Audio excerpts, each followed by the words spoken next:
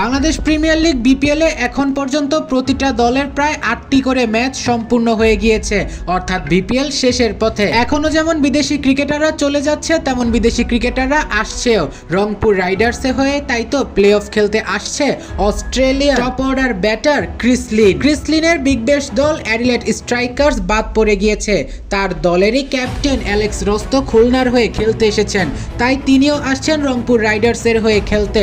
মূলত রংপুর রাইডার্সের Alex Hales চলে যাওয়ার পর স্টিভেন টেইলর তেমন ভালো ইনিংস খেলতে পারছেন না। তাই তো প্লে অফের জন্য সৌম্য সরকারের সাথে ওপেনিং এর জন্য ক্রিসলিনকে তারা দলে ভিড়িয়েছে। কিছুদিনের মধ্যে হয়তো অফিসিয়ালি ঘোষণা করে দিবে রংপুর রাইডার্স। তবে এখনই যদি খেলতে না আসে, তাহলে প্লে অফের জন্য আসবে অস্ট্রেলিয়ান এই ব্যাটার। শুধু তাই নয়, তারা আরো এক বিদেশি ক্রিকেটারের সাথে যোগাযোগ করেছে।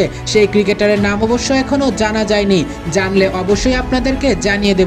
প্রিয় দর্শক, এই আনবিটেন রংপুর রাইডার্স অর্থাৎ এখনো পর্যন্ত অপরাজিত সেই দলের সৌম্য সরকারের সাথে ক্রিসলিনকে যদি আপনি ওপেনিংয়ে দেখেন, তাহলে কেমন লাগবে অবশ্যই কমেন্টে জানিয়ে যাবেন।